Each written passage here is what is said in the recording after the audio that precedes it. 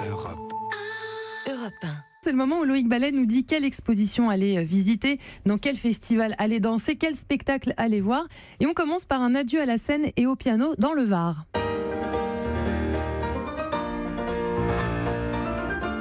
Et oui, Jean-François René Duchappe va dire ses adieux ce soir. On ne le sait pas, mais premier prix quand même du Conservatoire national supérieur de piano à Paris, à seulement 13 ans. Ah oui. Bref, Jean-François René Duchappe est repéré dès ce moment-là et c'est devenu l'un des pianistes contemporains les plus connus au monde. Il est français et à 70 ans, ce soir, au Festival de Mazogues, dans le Var, le pianiste raccroche. Alors comment va-t-il raccrocher ? Comment vous raccrocheriez vous? Mais il ne va pas raccrocher Alain Baraton, donc du coup, donc ça ne marche pas. Parce que lui en 2003 quand même, il avait fait ses adieux à la scène tout simplement depuis un hélicoptère avec lequel il avait jeté son piano dans un lac. En toute simplicité. Voilà. Oui, d'accord. Le lac de la Colmiane, au cœur du parc national du Mercantour quand même, pas n'importe où. Et puis il avait aussi brûlé sa queue de pique, qui était son emblème et son costume de scène. Voilà. Donc ce soir, il fait ses adieux. 31 juillet, c'est donc ce soir, nuit musicale de Mazogues dans le Var. Rendez-vous au château de Mazogues à 21h, théâtre de verdure. Avec plein de surprises. Alors c'est surprenant que vous me parliez de piano, Loïc. Moi je m'attendais à ce que vous commenciez votre journal de la culture par du cinéma. Ah bah oui, parce que demain il y a l'opus, le dernier opus de Mission Impossible, tourné à Paris avec Tom Cruise. Et justement dans le Club de l'été, on en parlera. On aura Alix Benezek qui donne la réplique à Tom Cruise, qui est une Française, et qu'on aura normalement avec nous dans le Club de l'été. Mais on en parlera à un autre moment. Quel teasing. Alors on poursuit avec une actualité qui devrait vous intéresser, Alain Baraton, puisque Loïc va nous emmener en Val-de-Loire.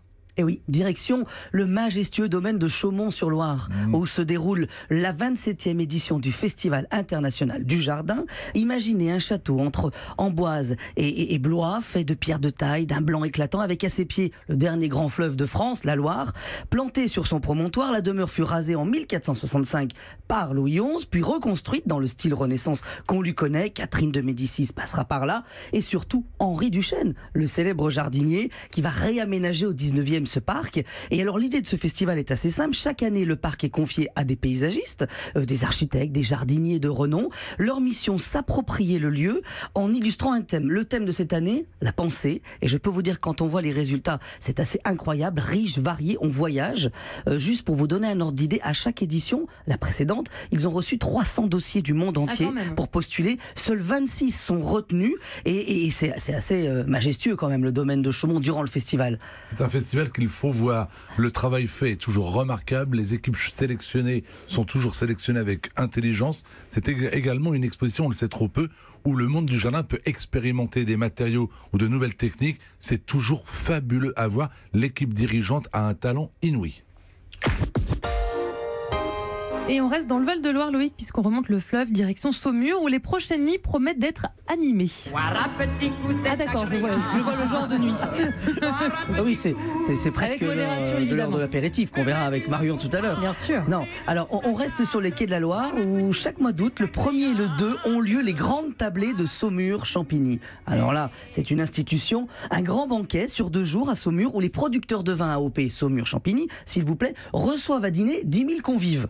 Mal. Il faut un petit peu de place. Il faut beaucoup de couverts, une grande nappe. Alors, ils ont une très grande nappe à carreaux rouge et blanc, des grandes tables de 30 mètres qui sont installées sur la place de la République à Saumur, le long des quais, au programme concerts, spectacles et surtout un joyeux bazar dans les files d'attente, c'est ce qu'on promet. En tout cas, pas de panique, vous avez réservé ou pas, vous? Bah non, pas du tout, j'étais pas au courant. Et alors, c'est trop tard. C'est complet. Ah bah super, vous nous en parlez. Merci Loïc. Attendez, c'est assez drôle parce que sur le site de l'Office de tourisme, on vous dit que ils sont très prévoyants, ils vous disent nos conseils à ceux qui n'ont pas été prévoyants. Alors voilà, j'ai suivi les conseils et qui n'ont pas de billets. Vous pouvez quand même être de la fête, c'est plutôt pas mal. Ils vous conseillent de ne pas stresser, rester calme, aller dîner dans un restaurant de Saumur, voilà, ça c'est bon. Et après, vous revenez à la place de la République, achetez un verre de dégustation à 5 €, prenez part à la fête, dégustez l'un des millésimes des 100 producteurs qui organisent cet événement, avec modération, ils le précisent aussi. Voilà, et surtout l'an prochain, soyez prudents. Voilà, c'est ce qu'ils vous disent. J'adore ce mode d'emploi de secours. Donc c'est repas 13 €, mais c'est complet, mais le verre est à 5 € et c'est le bord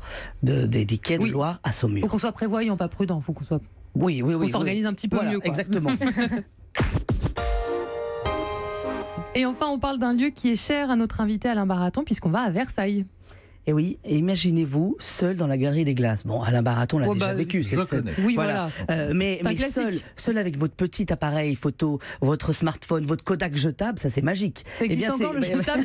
Oui, je sais pas, je suis un peu vieille école là, sur ce coup-là. En tout cas, il est possible de déambuler seul dans le château. C'est du moins ce que l'on va vous offrir si vous remportez le concours. Le concours se nomme #Versailles Reflet. L'idée, c'est assez simple, stimuler les 7 millions de visiteurs par an qui viennent visiter le domaine, et en essayant de sortir des selfies devant le bassin d'Apollon ou du Facebook Live devant la couche de Louis XIV. Je parle de son lit. Hein. Oui, voilà. j'ai bien Voilà. L'idée, c'est de stimuler tous les reflets et de prendre en photo les reflets. Alors, on en voit de partout des reflets finalement dans les miroirs de la Galerie des Glaces, dans le Grand Canal, dans les fontaines. Et le 31 août, le concours est clôturé.